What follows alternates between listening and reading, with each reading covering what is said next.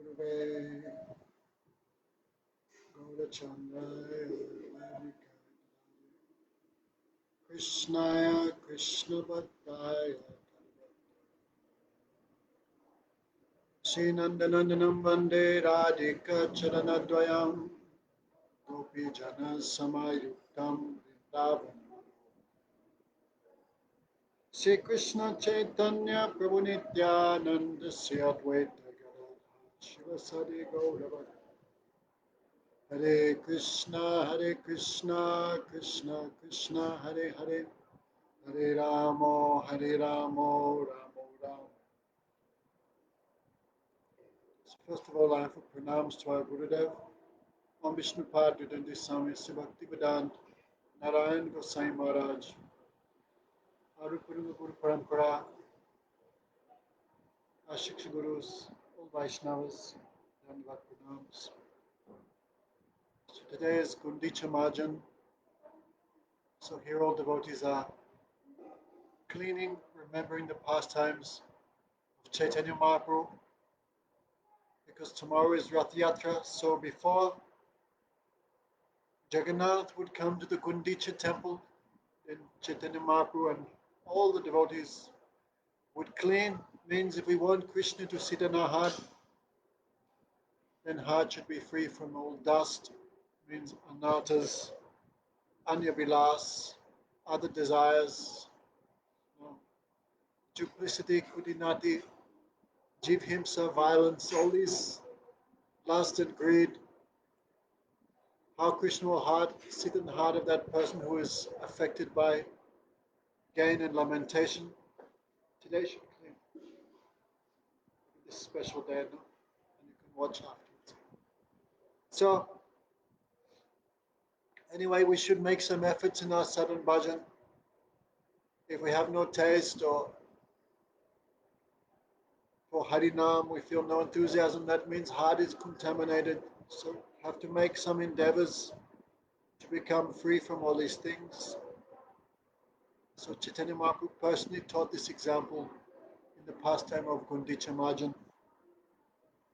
So chapter 11 of Jaiva-Dharma, that is Nitya-dharma and idolatry. Idolatry means idol worship.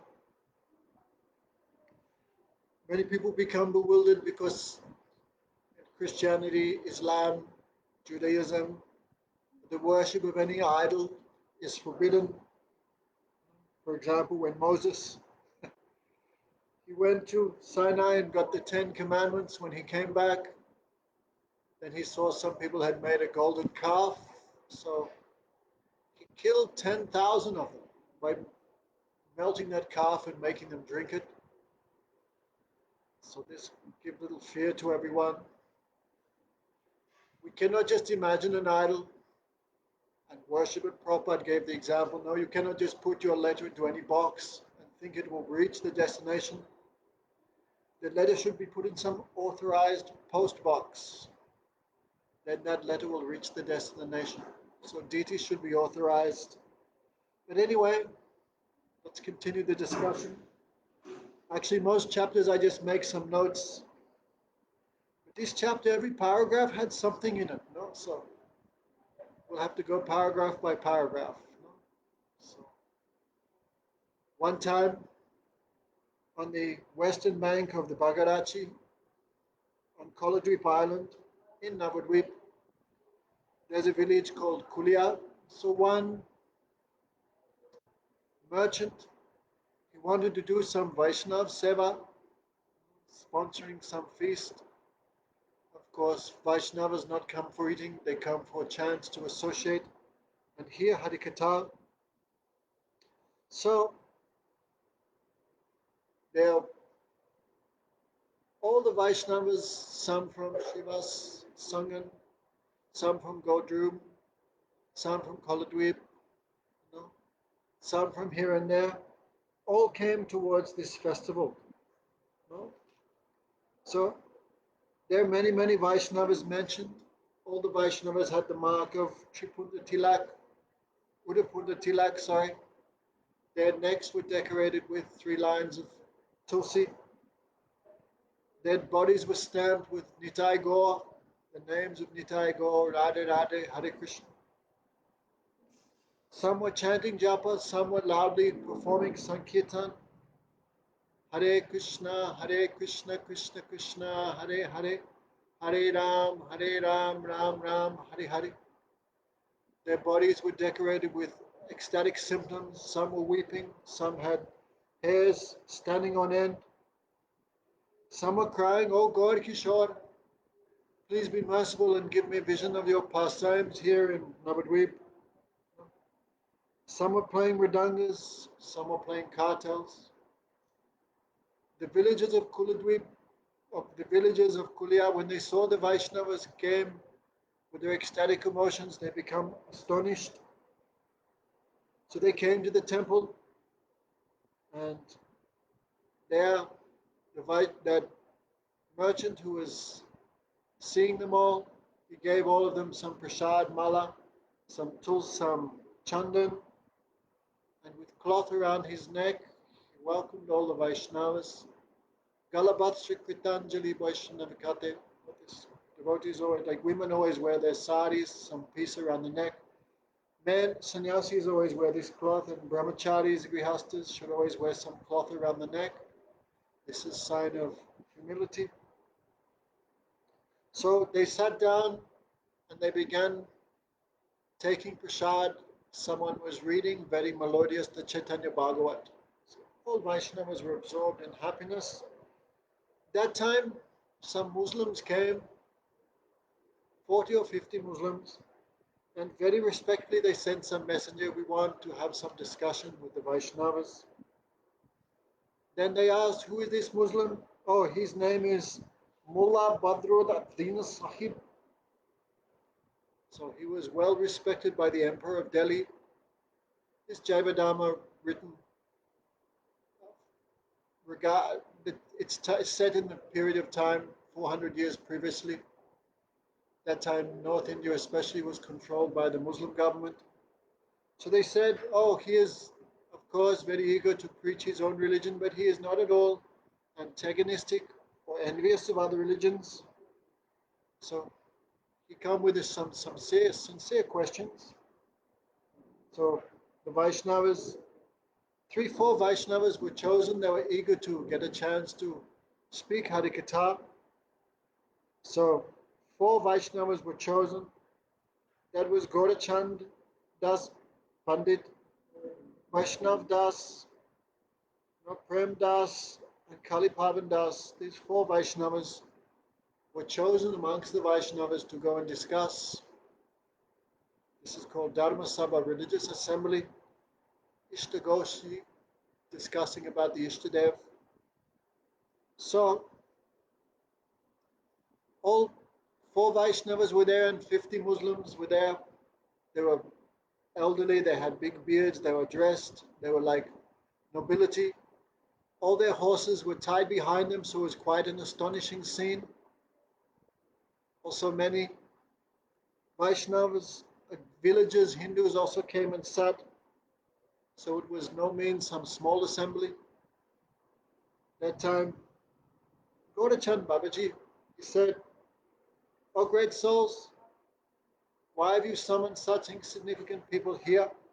How can we serve you?" So Mullah Sahib said, "Salam, we desire to ask some questions." Gaurachand replied, "What possible answers we could give to learned persons like you?" So Mullah, he came closer and said, "Don't mind." He said, "We see in Hindu society there is so much worship of the devas and the demigods, but the Quran Sharif strictly forbids the worship of this type of worship, because Allah is one without a second, but Allah has no form. We consider it a great offense to make some form of Allah and to worship Him. We have some doubt. I've spoken to many Brahmanas, and they have forwarded the suggestion that indeed God has no form, But it's very hard to worship or fix your mind on something which is formless and unmanifest. Therefore, you can imagine a form like Ganesh or Shiva, Durga, Surya, the sun god, or Vishnu. Then you worship that form and you fix your mind in that form. But by worship of that form, knowledge of the formless Brahma awakens in the heart. Then one can give up that imaginary deity. However, the Muslim said, I am not satisfied by that, because worshipping an imaginary form of Allah is the work of Satan. So, such worship will not please Allah, but it will definitely make him punish us. So we know that Sri Chaitanya Mahaprabhu is your Acharya. He removed all the faults of the Hindu Dharma and established pure Vaishnava Dharma. But we see in your Sampradaya there is still provision of the worship of the deity. So we wish to hear your opinion on this. Why the Vaishnavas have not given up the worship of material forms, even though they are expert in the conclusions of all the scriptures. So the Vaishnavas smiled to themselves. So who gave these answers? This is Gaurachandas Babaji. So try to hear very carefully. This chapter is very condensed. Means every paragraph means some valuable instruction there. Okay, so Gaurachandas said, you refer to as Allah, we call Bhagavan. The Supreme Lord is one, without a second, but he is known by different names in the Quran, in the Puranas, in different countries and languages. Just like bread in English, pan in Spanish, no, I think it's brut, isn't it? Something brut in Russian. In Hindi, it's double roti. No? But still, bread is the same thing, only name is different. So, we should give prominence to that name which fully describes God. So, Allah means the one, the greatest. But that is only one aspect of the absolute truth. It does not give a complete understanding. Greatness gives one understanding, but the Supreme Lord is not just greater than the greatest. The Supreme Lord is also smaller than the smallest. So greatness is one quality, but smallness is another quality. For that reason, the name Allah, it cannot be the topmost name of the Supreme Lord. Therefore, we like to call the Absolute Truth Bhagawan.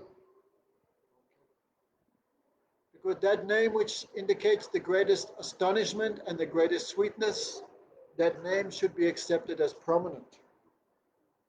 So, Bhagawan means who is possessed of 6 bhags, 6 divisions, or 6 qualities, Bhagavan. Like in Hindi we say when someone's wealthy, he's Dhanavan. When someone's fortunate, Bhagyavan, he's possessed of bhag, good fortune. When, in Hindi they say when someone is strong, he is Balavan.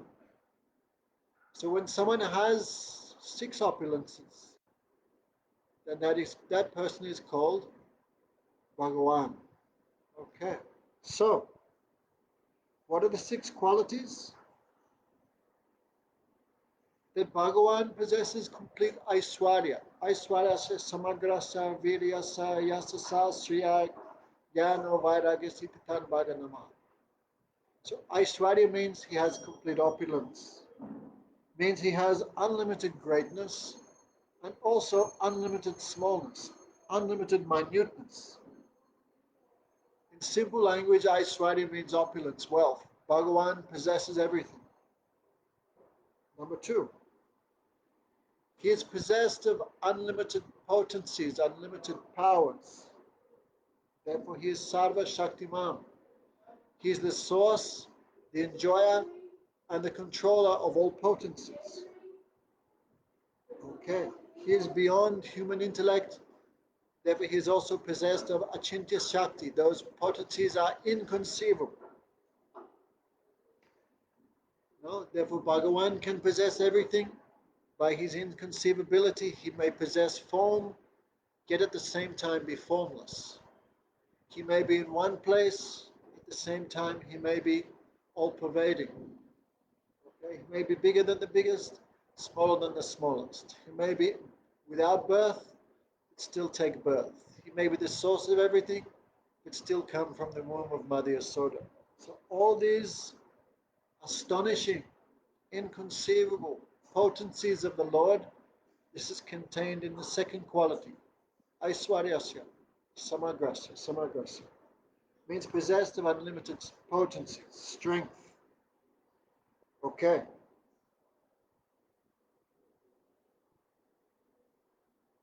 Okay.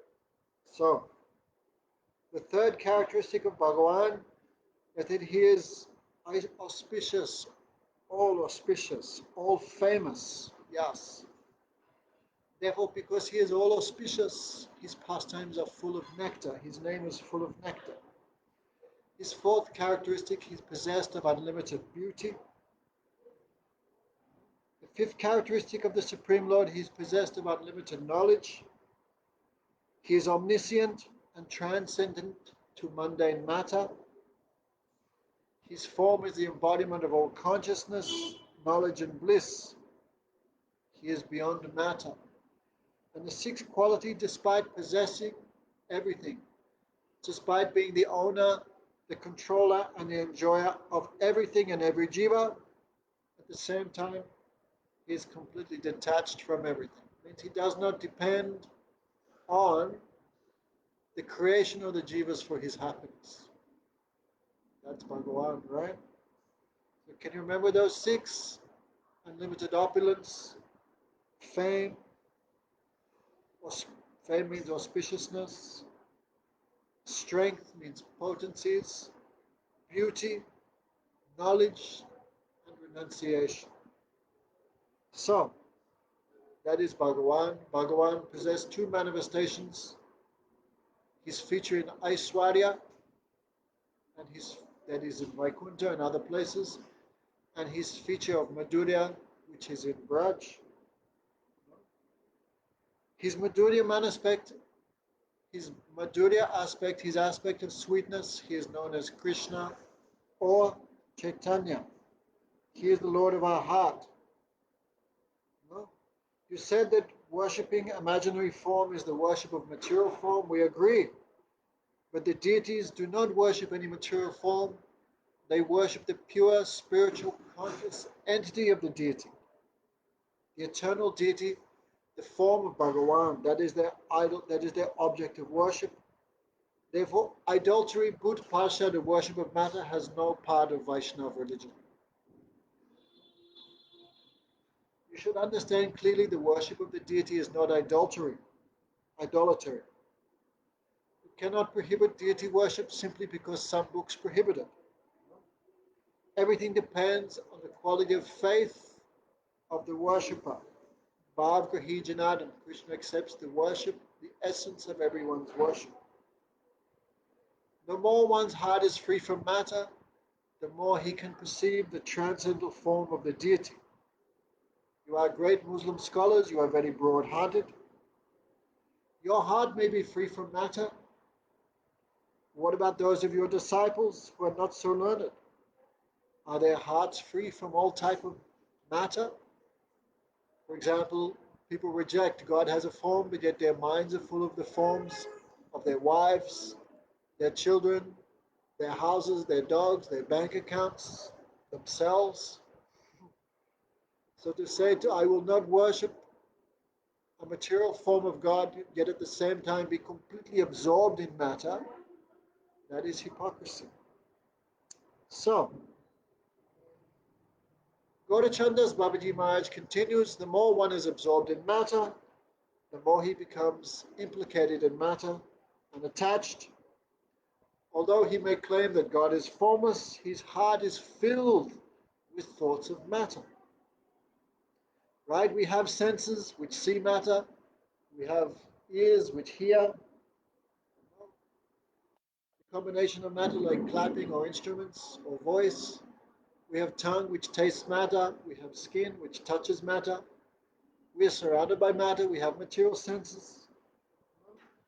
So how can you say only God is formless, yet at the same time be absorbed in all these things?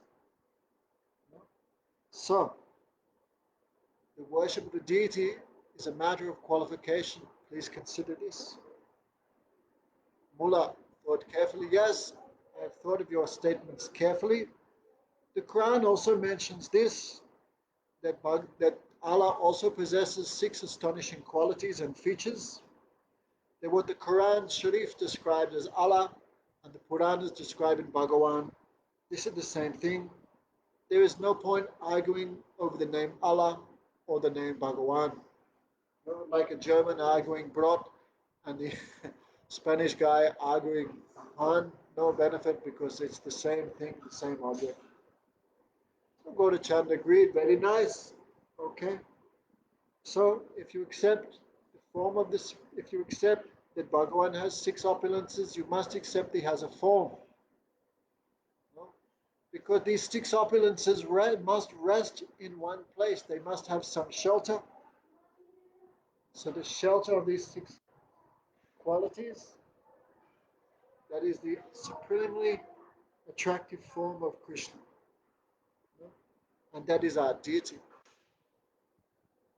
Okay, Mullah said in our Quran, it's written, yes, it is also written, the Supreme Entity, Allah or Bhagawan, has an all-conscious form. We are compelled to accept this. Like Quran, if you have a look, it describes Bhagawan has darkish complexion. It describes Allah sitting on a throne. It describes Allah made man as if looking in a mirror. Therefore, God must also have a form. The Bible describes God made man as if in his own image. So in Quran also these references are there to the Supreme Personality, the form of God. Mahaprabhu also proved this to Chand Kazi. Also another time when Mahaprabhu was in Vrindavan, he met 11 Muslims and on the basis of Quran he preached to them. The Supreme Lord has a supreme attractive form. All admitted, yes, it's there in the Quran, but our scholars cannot understand. So Mullah said, yes, in Quran it is definitely mentioned the 6 opulences of the Supreme Lord. It's also mentioned he has an all-conscious spiritual form. We accept this. But any image that you make of that form, that is material. This is what we call boot or idol. The worship of this boot, of this material form, this material idol, is not worship of the Supreme Lord. Tell me your opinion of this. Okay, so everyone has to hear carefully. Why? Because we heard in the previous chapter, Nitya-dharma and behavior, you know, that of the 3 types of Vaishnavas, that Kanishta is the beginning stage of Vaishnava Dharma, and the basis, the foundation of that is belief in the transcendental form of the Lord. You know, belief in the deity form. So if we wanted to really enter into Vaishnavism proper, we have to understand nicely the tattva of the Vigraha. So, Gaudachanda replied, in the Vaishnava Shastras, there is provision for worshipping the divine spiritual form of the deity. Why? Because the common man has no other option.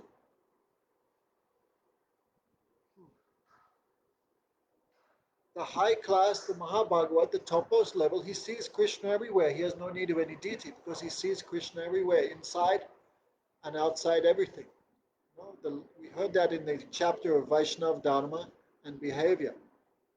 It said, Ishwarathat, no, what was that one? Sarva Bhutu Suryo Pasyat Bhagavad Bhavanatmana. He sees Krishna everywhere. So for him, he has no need to worship any deity. So the Bhagavatam says, Yasyatma Buddhi Kunape Tudadike Sadi Kalatadrisu Bhauma Ijidi Yatyeta Buddhi Salaila Nakarichit Ganeshu Abigesu Saeva Gokaraha. one who considers this body made of mucus, bile, and air to be the self. He considers the product of the body in the form of wife and children to be his. He considers the land a piece of land worshipable because he took birth there. He considers, he goes to the holy place of pilgrimage thinking only ponds of water or rivers make it holy, but he does not make some effort to endeavor to associate with the perfected souls who reside in the Dham. Then such a person is like a donkey or a donkey or a cow. So Bhagavatam says one who worships this body as the self, one who worships the byproducts of the body, has attachment for that, no, that person is like a donkey. Also Krishna says, Bhutani yanti bhuteja, Deva Bratam, Deva Bratam yanti Deva. Those who worship the demigods go to the demigods, Krishna says. Bhutani yanti bhuteja, those who worship matter go to matter. Those who worship the ghosts go to the ghosts, and those who worship me worship me. So Krishna says, those who worship matter go to matter, means they take birth again. So we should, scriptures also say one should not worship matter. One who worships matter has no intelligence. So only those of the highest qualification can understand the pure transcendental form of Bhagavan, the deity of Bhagavan. But those whose qualification is not so high, what they will do? No? They cannot understand the pure transcendental form of Krishna, because Krishna cannot be seen by material eyes or heard by material ears. His name cannot be chanted by material tongue. He cannot be thought of with material mind. So a person of a lower qualification, what will he do? No? So, after all, he said, thinking of Bhagavan in your mind is the same as worshipping a material form, because the mind is material. Someone think God, God, and they're thinking of God in their mind, but the mind is material. This is also the same as worshipping a material object. Very, very subtle point. When we preach, we should use this. We should understand this logic of Bhaktivinoda. People say, no, God is in my heart, but your heart is not pure, so what you are now meditating is not God, that is some material concept, because your heart is covered by matter. So worship of the form of God in the mind, a concept of God in the mind, and worshipping a deity, a material deity, is the same thing. So, generally speaking, it is most inauspicious, means the lower class of persons have no means of advancement if they cannot worship the deity. Like we see in those religions where there is no provision for worship of a deity, those religions have no concept of the personality of Krishna, the personality of Godhead, the form of God, the name of God, the quality of God, the pastimes of God, the idea of rendering service to God. All these Chinmoy Bhav, these transcendental feelings, are absent in those religions. So when ordinary people become inclined to worship God, they become despondent and helpless if they cannot see the deity form of the Lord in the temple. In the religions where there is no worship of the deity, those persons become, that those religions, the people are highly materialistic and oblivious to Ishvara and always distracted. Therefore, worship of the deity is the foundation of religion for all humanity. Right? Even Guru Maharaj would say, no?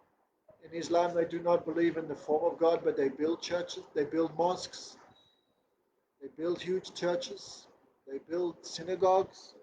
So if God has no form, what's the use in such things also? So, the form of Parameshwar, the transcendental form of the deity, is always manifest in the heart of the Mahajan, the pure devotee, because their heart is completely free from any contamination of matter. So, the devotee then manifests that form of Krishna which is in the transcendental form of Krishna which is in their heart.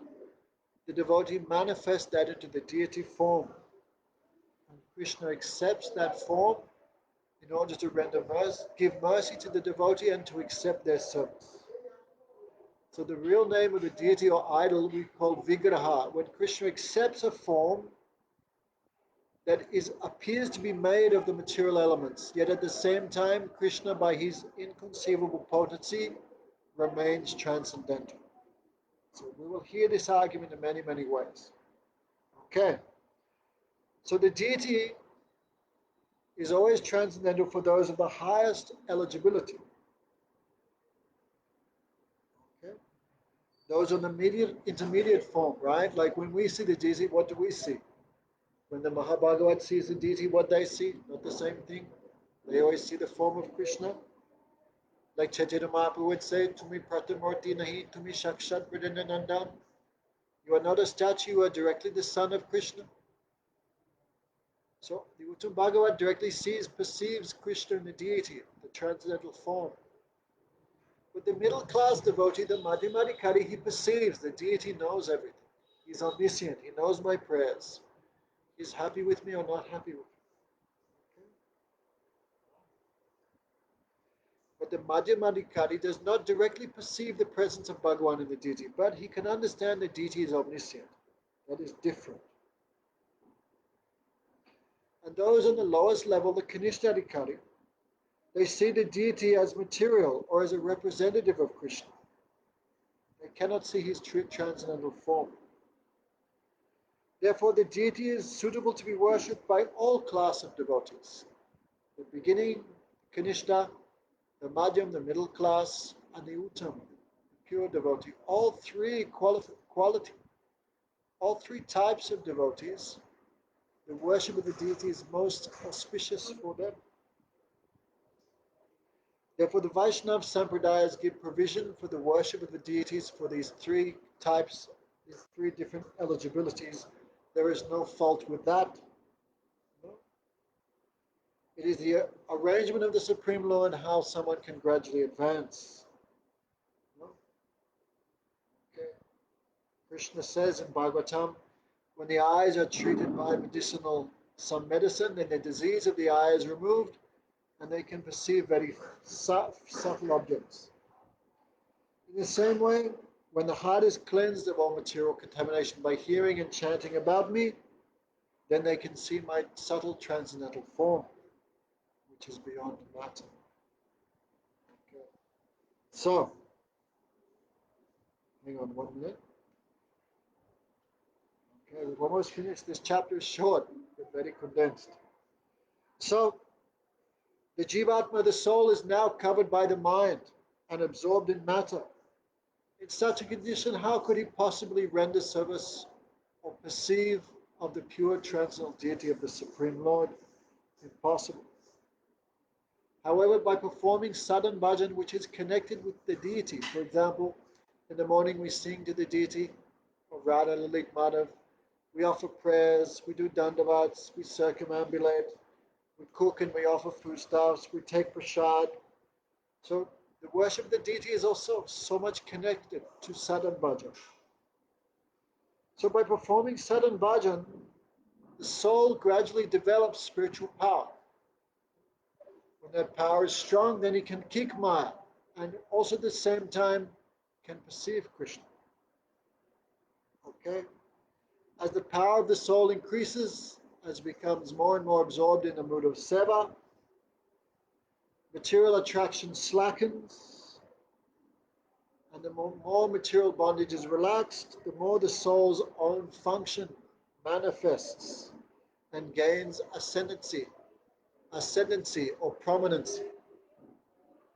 Thus, gradually one achieves direct perception of the self and the Supreme Lord while engaging in the spiritual activities of sadhan bhajan. Okay. Some say we should reject all matter and try to understand absolute truth by rejecting that which is false, but this simply leads to dry knowledge. For example, the Gyanis chant, what is it? Not this neti, neti, neti, neti. By the philosophy of Sankhya Yoga, they endeavor to perceive this Atma in its pure form.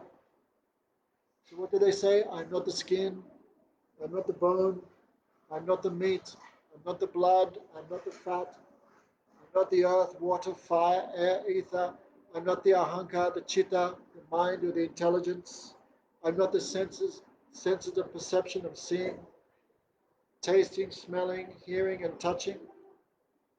I'm not the karmendra of speech, digestion, moving of the hands and legs, anal, anus, or genital. Then if you take out all that, what is left? The soul. This is dry knowledge. And such dry knowledge without knowledge of one's relation with Krishna has no beauty. That is not complete realization. Not like Narad Muni said to Vyas, what he said, Naiskarmamapi Achyutabhava Varjanam. Even knowledge which is free from any material connection. Nice karma gyan, non-material knowledge. That knowledge of the soul, without knowledge of the soul's relationship to Radha Krishna, that has no beauty, no sweetness, no happiness. No? So some people think we should just reject matter, but that is not enough. After all, what power does the soul have to renounce something which he has no connection with? Right? Like, for example, if I say, I renounce Ujasri's phone, I renounce your bank account. This has no meaning because that phone is not mine, bank account is not mine. Because it's not mine, to say I renounce that has no real meaning. So to renounce that which we have no connection with, this is not knowledge. No? Rather than renouncing something which does not belong to him, he should try to understand the fault which placed him into the womb of material existence in the first place. A prisoner just desiring to be free is not enough. The prisoner should accept responsibility for his faulty actions, beg forgiveness from the person he has offended, then he can be released from prison. Right? Actually, when the judge gives a prison sentence, they look at the remorse of the prisoner. If he's very sorry for what he's done, then sometime he may be free, no punishment may be given. So the Jivatma's defect is he has turned away from the service of the Supreme Lord. For that reason, he has entered material existence. For that reason, he is forced to accept material happiness and distress and repeated birth and death. Okay? Although a person may now be busy in sense gratification, gradually he becomes inclined towards the worship of God. And by regularly coming and taking darshan of the deity, as well as associating with the sadhus and hearing topics of Krishna, his nature as being a servant of Krishna will become strengthened and realized. The only hope for those who are less advanced in spiritual knowledge is the worship of the deity. There is no other way.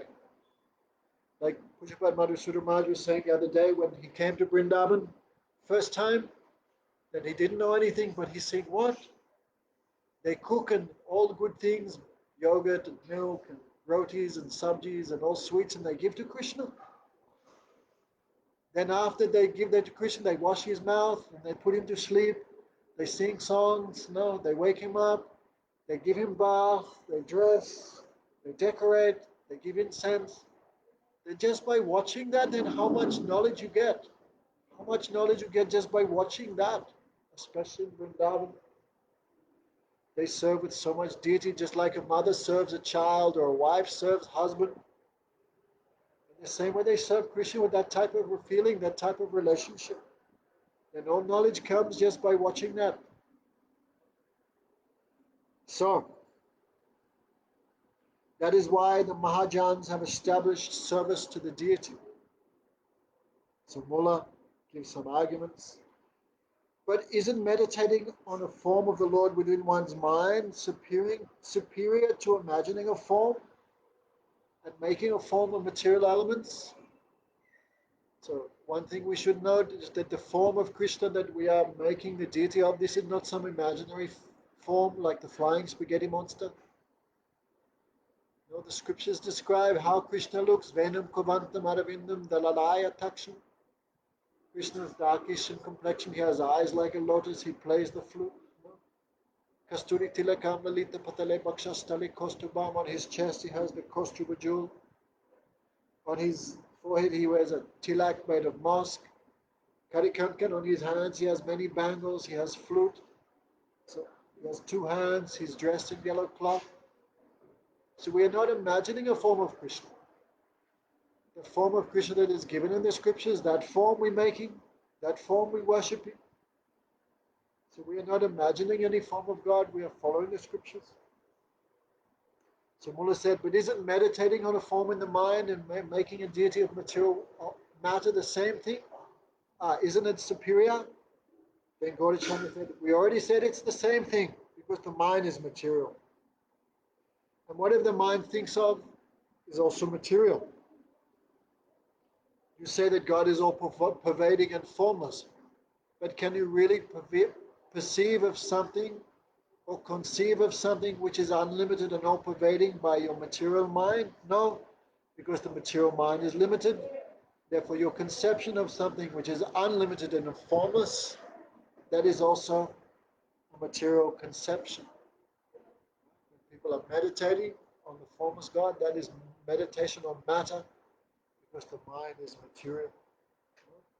If one says, I am meditating on the formless Brahma, the experience of Brahma will be limited by material time, the material mind, and when meditation finishes, it also fades away. How can the mind meditate on that which is beyond time when the mind is conditioned by matter, conditioned by time, conditioned by space, conditioned by all these things? One may reject the idea that the form of the deity cannot be made of material elements, and one can imagine Ishvara as being situated in all directions like space, but all this is material conception, all this is Bhut Puja, worship of material things. Okay, so one of the questions the mullah asked, if we worship something false, Allah will become angry and send us to hell. So Gaurachandra answers very nicely. No material object can support one's attainment of a transcendental goal. The only thing which can help us is developing feelings of faith, feelings of affection, feelings of belief in God. So any means by which that feeling is awoken, that thing can be accepted. The inclination to worship and love God is already there in the soul. When one worships the deity, one hears his pastimes and chants his names and beholds the deity form, that inclination becomes stronger. The Lord's spiritual form cannot be perceived by karma or jnana. So Mullah said, but matter and God is different. It is better not to worship matter. Again and again, the same thing he's saying. Many times we hear something, but we cannot give up our material conception and hear nicely. So it said that Satan introduced the jivas to the worship of matter, to keep the living entities bound in this world. So Gaurachandra said, Ishvara is one without a second. He has no rival. Everything in this world is created by him, connected with him, and under his control. Therefore, he can be satisfied with any object when it is used in his worship because everything is connected to him. There is no object in this world that one can worship that can arouse his anger, for he is all auspicious. Made in a very simple way because Mullah Sahib has failed to grasp the pure concept. So now, in other words, God is everywhere. Everything is connected to him. So worship of God is also in matter. So there is no worship which can make him angry. So anything which develops feelings of gratefulness to God and belief to God, that thing can be accepted.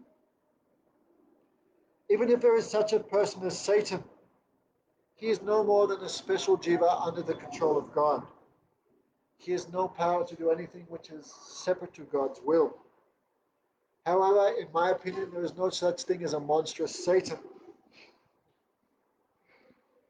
No activity can take place which is contrary to the will of the Supreme Lord. Okay. You may ask, what is the origin of sin? My answer is this. Vidya means to know that Jiva is a servant of Krishna, and avidya, ignorance, means to forget this. In the hearts of those who remember Krishna, there is no sin. And one should understand this nicely. Instead of imagining an imaginary myth about Satan, one should understand that this ignorance is actually forgetfulness of worship of Krishna.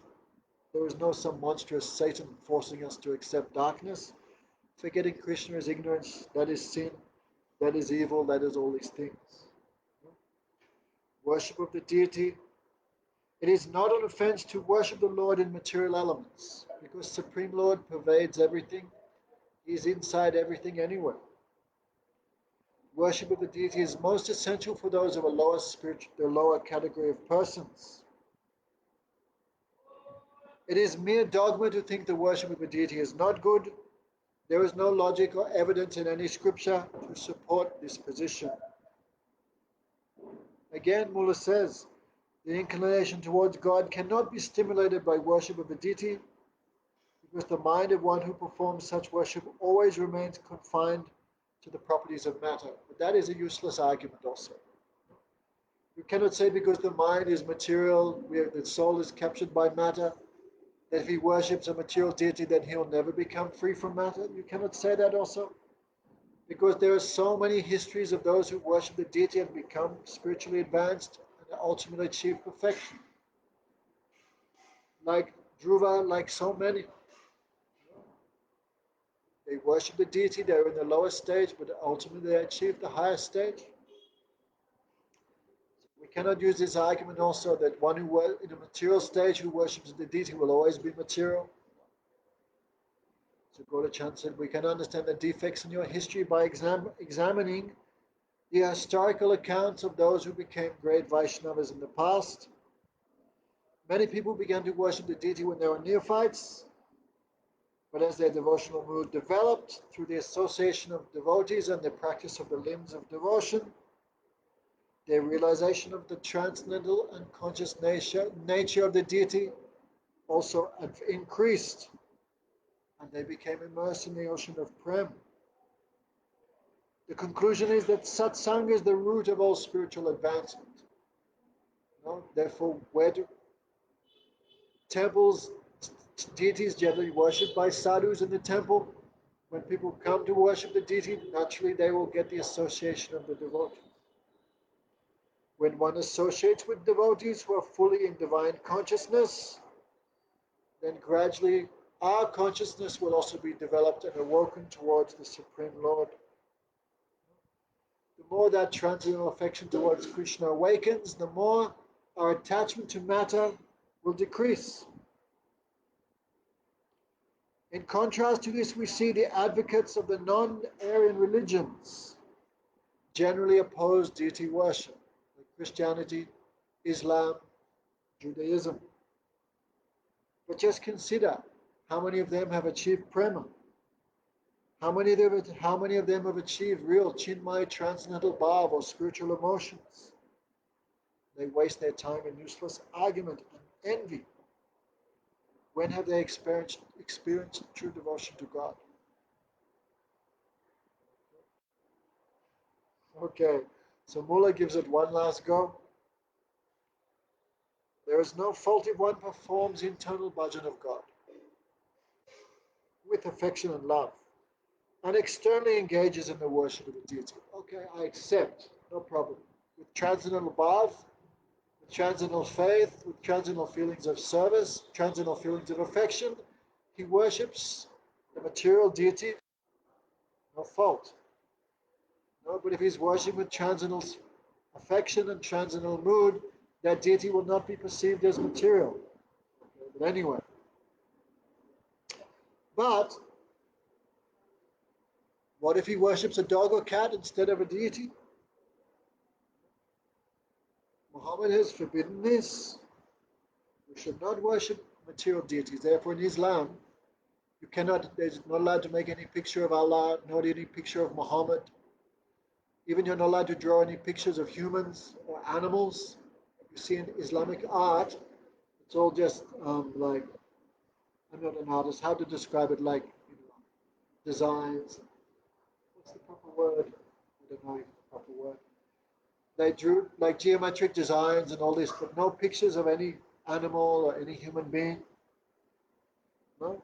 So this idea is very strongly in Islam. But the problem, the temple is also made of bricks and stone. The geographic design is also material. The person painting is also material. So anyway, so Gaurachanda answered in a very interesting way.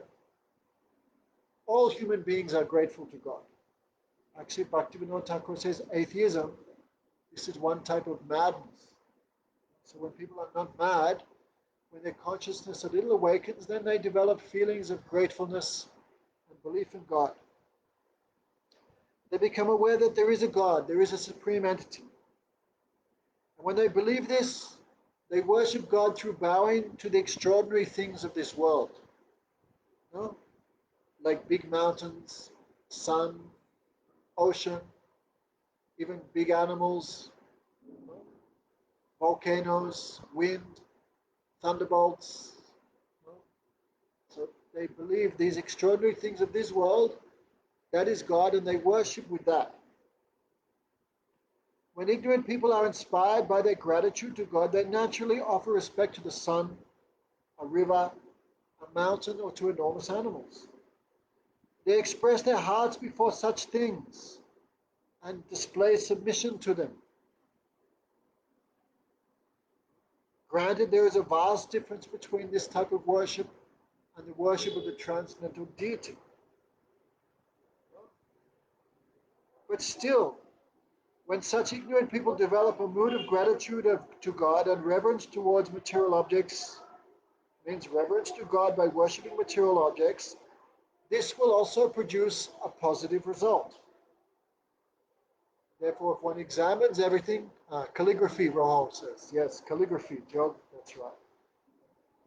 So even if they worship dog or cat or mountain or river or elephant or thunderbolt, no?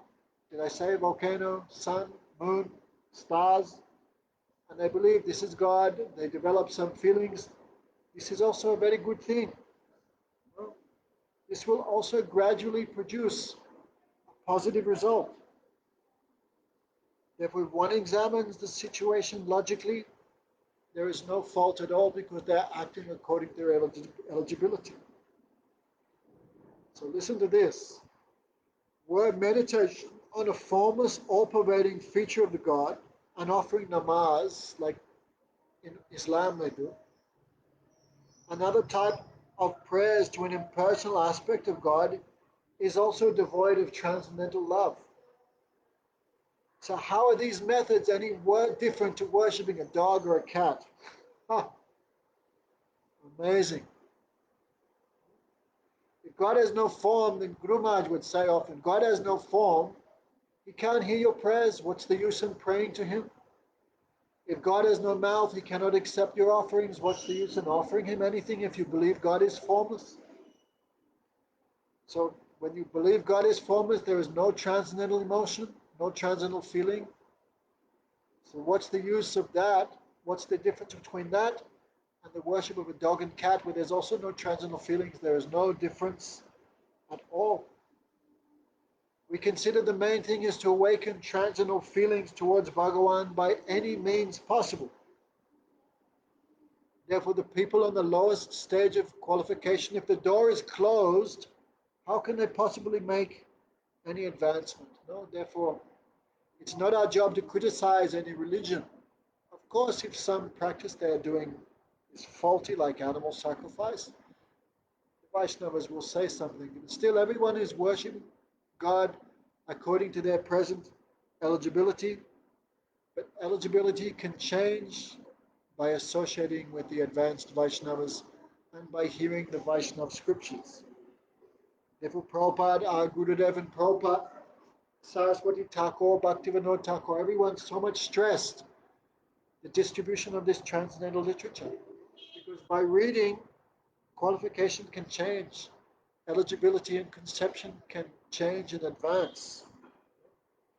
So the door cannot be closed.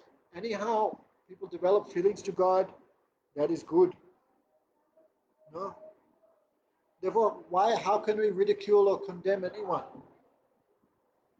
Those who fall under the spell of dogmatism and become sectarian lack the qualities of generosity and munificence. Okay, I feel sorry for who's translating this. Munificence means generosity, audarya. So when we become closed-minded, sectarian, then we end up criticizing other people's worship. In Chaitanya Shikshamrita Bhaktivinoda Thakur says, when we go and see some people worshiping God in another way, then we should think, oh, he is worshiping my God, but in a different way.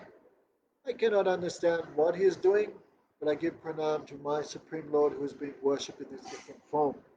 Like this, Vaishnavas can develop some vision. In this way, we become swan-like persons who accept the essence of everything, rather than donkey-like persons who just carry the burden of some external differences. The main thing is someone is doing some worship, whatever they're doing, belief in God is there, that is the main essence. And that essence we should try to refine and increase. That is the job of the Vaishnava preachers. So we have to become more expert in our preaching, no? Like you see when Prabhupada went to Iran and others, he never criticized Islam in a very nice and very favorable way. He spoke to attract those persons towards transcendental Vaishnavism. Prabhupada did the same in America when he spoke about Christianity, to gradually bring them towards a higher conception.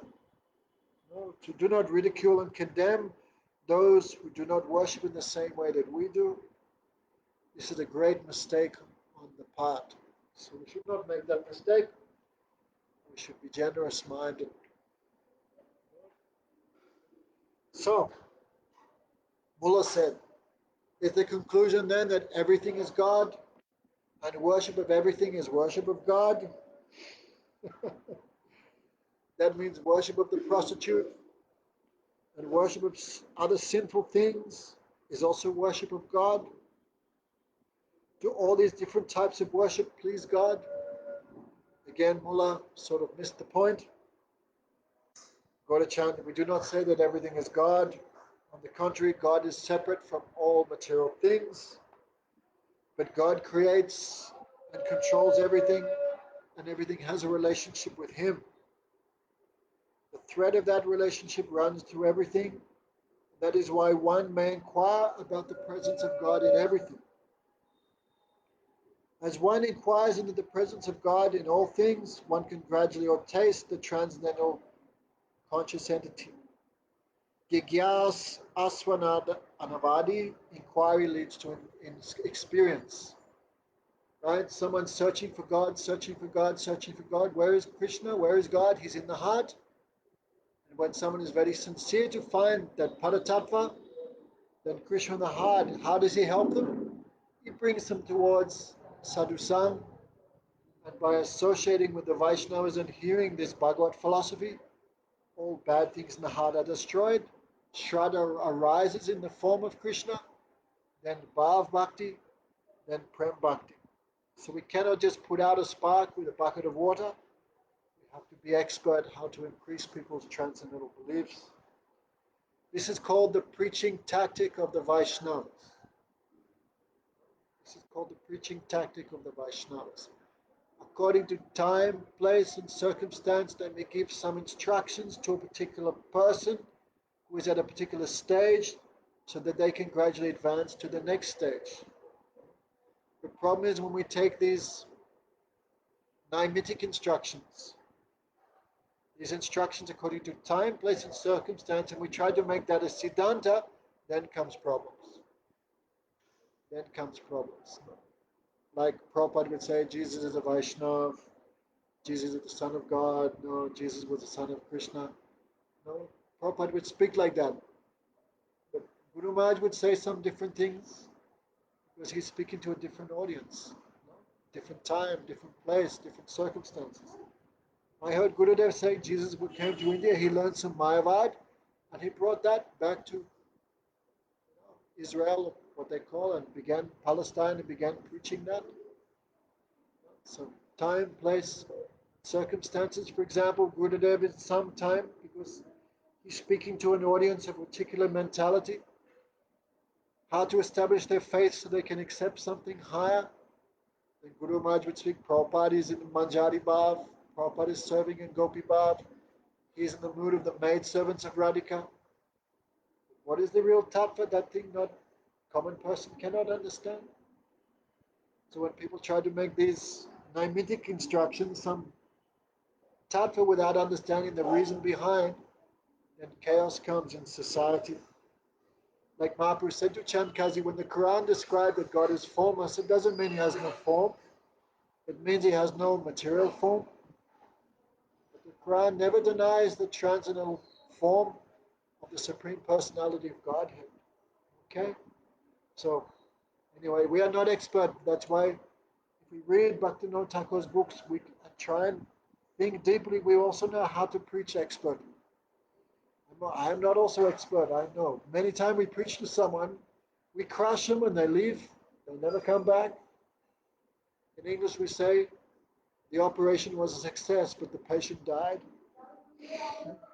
So it's no use just crushing someone. We have to also how to bring them in the line of devotion to Radha Krishna. So anyway, as we advance, we become more expert. So Gigyas Aswanadavadi, inquiry leads to experience. So Gaurachan said, you are all learned Pandits. If you think of all this in a generous mood, you will understand everything. We Vaishnavas are completely disinterested in material things. We do not want to enter into long, drawn-out discussions and arguments. Please give us permission. We will go back inside and finish hearing Chaitanya Mangal, the pastimes of Lord Chaitanya. It is not clear what conclusion the mullah reached. After a short silence, he said, I am very pleased to hear your point of view. Another day I will return and inquire further. It is late. I wish to return home. His party then got on their horses and departed back for their place. The Babajis loudly chanted, Hari Bol, with great happiness. And they re-entered the temple and continued hearing the Chaitanya Bhagavat. So Prahlad Maharaj said, Gyani Prayasam Udupasyanamanteva. Don't endeavor separately for Gyan, knowledge. How big is Krishna? How fat is Krishna? What is all Krishna is everything? Just hear Katha. By hearing Katha, one will get knowledge automatically. Do not endeavor separate from knowledge of Krishna, separate from Harikatha.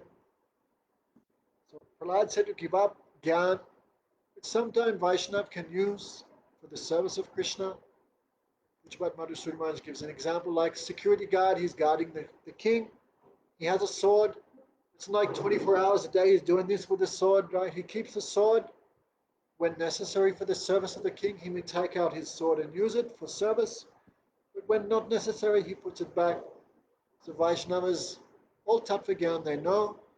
Sometimes they use for seva, but when not used for seva, they put that knowledge to one side and just absorb themselves in Krishna's name, form, qualities, and pastimes.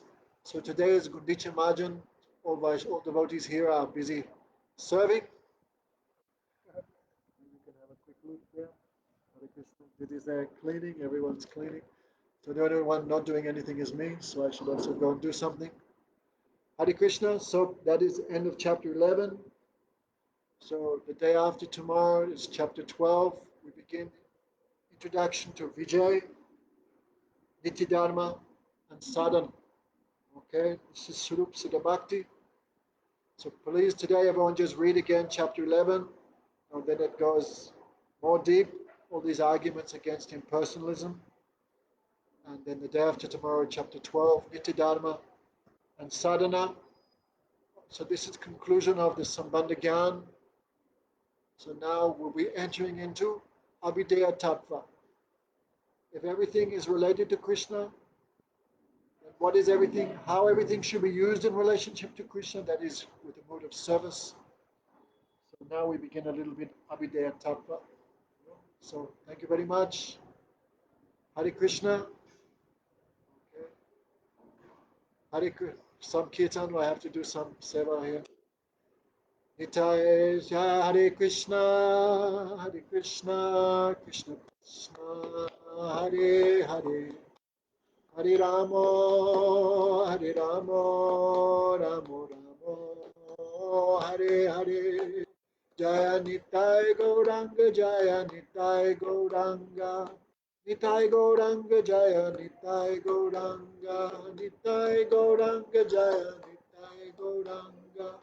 Nitai Gauranga Jaya, Nitai Gauranga, Jai Sachinandana Gaura Hari, Jai Sachinandana Gaura Hari, Hari Bol, Hari Bol, Hari Bol, Nitai Gaura Hari Bol, Hari Bol, Hari Bol, Hari Bol. Go Premanandi. Raho ki jai.